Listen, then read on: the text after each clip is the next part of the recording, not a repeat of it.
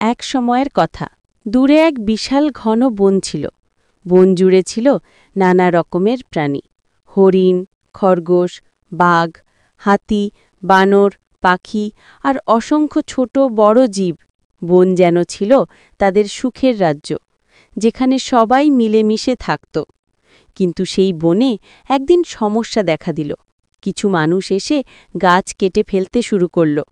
তাদের কুঠারের শব্দে পাখিরা ভয়ে উড়ে গেল। খরগোশরা গর্তে লুকিয়ে পড়ল। হরিণেরা ছুটতে লাগল চারদিকে।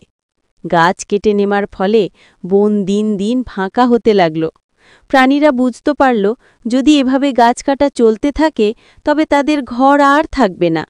তখন বনের রাজা সিংহ সভা ডাকল। সবার সামনে সে গর্জন করে বলল, আমরা যদি এখনই কিছু না করি তবে আমাদের বনের অস্তিত্ব থাকবে না। আসো, আমরা সবাই মিলে বনের জন্য কিছু করি।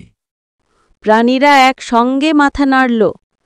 পাখিরা ঠিক করল, তারা ডানায় উড়ে মানুষের চারপাশে গোল হয়ে ডাকাডাকি করবে। বানররা ডালে ডালে ঝাঁপিয়ে শব্দ করবে। হাতিরা তাদের সুর দিয়ে কাদা ছুঁড়ে মারবে। হরিণেরা পাল তুলে দৌড়ে মানুষের পথ আটকাবে।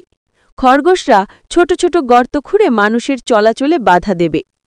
পরের দিন যখন মানুষ আবার গাছ কাটতে এলো, তখনই শুরু হলো প্রাণীদের একতাবদ্ধ প্রচেষ্টা।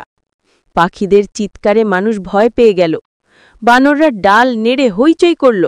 হাতিরা কাদা ছুঁড়ে মারতে লাগল। মানুষ ভেবেই পেল না এত প্রাণী একসঙ্গে প্রতিরোধ করবে। তারা ভয়ে কুঠার ফেলে পালিয়ে গেল। বনে তখন আবার শান্তি ফিরে এলো। প্রাণীরা আনন্দে নাচল, ডাকল আর একে অপরকে জড়িয়ে ধরল। সিংহ বলল, এটাই ঐক্যের শক্তি। যদি আমরা একসঙ্গে থাকি তবে কেউ আমাদের ক্ষতি করতে পারবে না। সেই দিন থেকে প্রাণীরা প্রতিজ্ঞা করল, তারা সবাই মিলে বনকে রক্ষা করবে।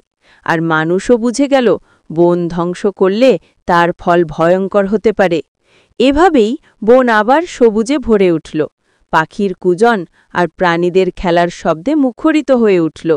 বন হয়ে উঠল জীবনের আশ্রয়স্থল, যেখানে সবাই মিলেমিশে সুখে শান্তিতে বসবাস করতে লাগল। পশু পাখি একসাথে কাজ করলে বনকে সহজে রক্ষা করা যায়। সিংহ শক্তি দেয়, হরিণ সতর্ক বার্তা দেয়, পাখি দূর থেকে খবর আনে, সবাই নিজের মতো করে সহযোগিতা করে। বিপদ এলে একে অপরকে দ্রুত জানানো ও প্রস্তুত হওয়া। স্বার্থের চেয়ে বনের নিরাপত্তাকে বড় মনে করা। শৃঙ্খলা, দলবদ্ধভাবে নিয়ম মেনে কাজ করা। আমাদের ভিডিও ভালো লাগলে আর এরকম নতুন নতুন ভিডিও পেতে অবশ্যই লাইক, কমেন্ট এবং সাবস্ক্রাইব করবেন।